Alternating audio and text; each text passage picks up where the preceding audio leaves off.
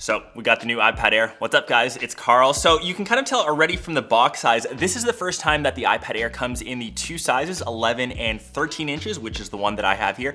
Previously, you had to look at the iPad Pro for a larger size iPad. I like that option. People can choose the larger display if they want. I'm still a fan of a smaller device just because I travel with my iPads a bit more.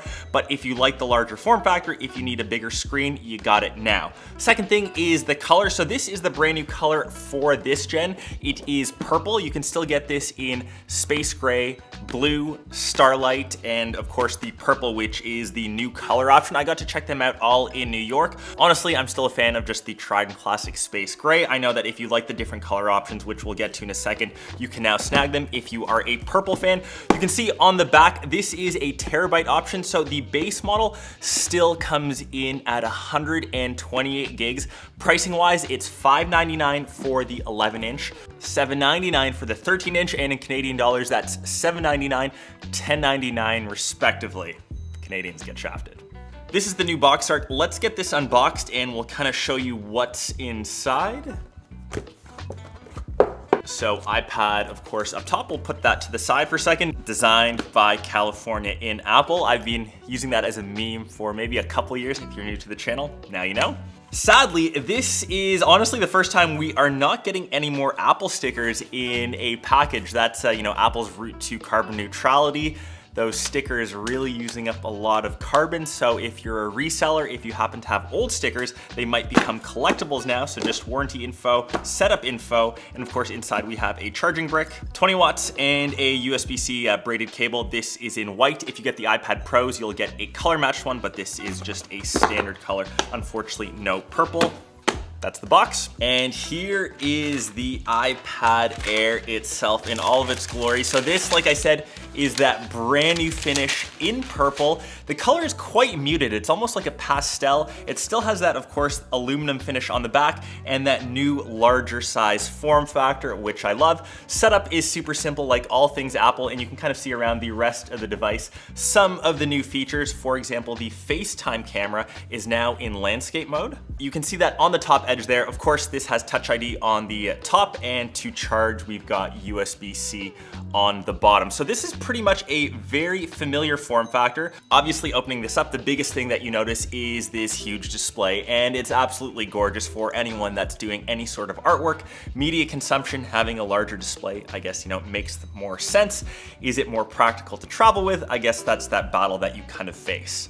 So internally, this has the M2 chip. Honestly, for iPad OS, this is more than enough for probably 99.9% of people. When we take a look at the iPad Pro, this is the first device with the M4 chip. I'll get to that in my next video. Yes, you can theoretically edit 4K streams or 4K streams of ProRes RAW.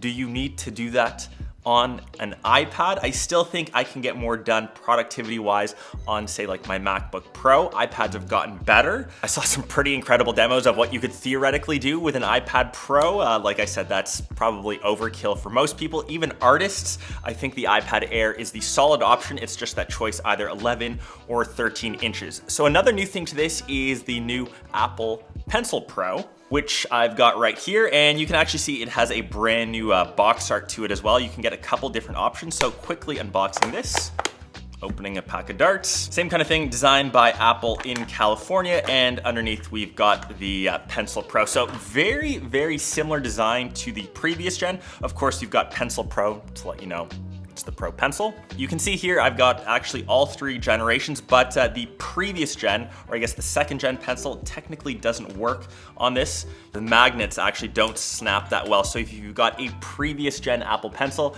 unfortunately that doesn't work.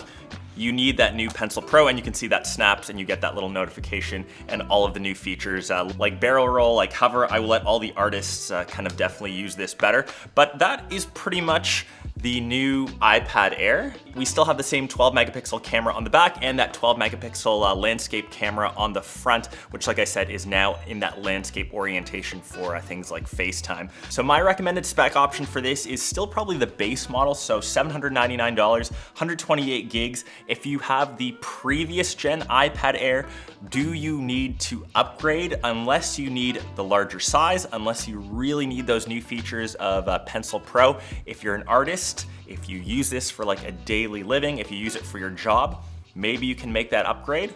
If you've already got the previous gen iPad Air, you've invested into accessories like the, of course, Apple Pencil, like the keyboard case. The new one still technically works with the Air, but if you grab the new Magic Keyboard Pro case, I think there should be the word Pro here, this only works with the new iPad Pros. This, of course, has the different build, whereas the older version, this one still has the rubber palm rest, still a bit pricey in my opinion. There are some other options out there, but let me know your thoughts. I actually will be testing this more over the weekend. I actually have dental surgery coming up in an hour after this. Hopefully I survive. I'll share some stuff on social if I'm all swollen, but yeah, that is the new iPad Air. Hope you guys enjoyed. Peace.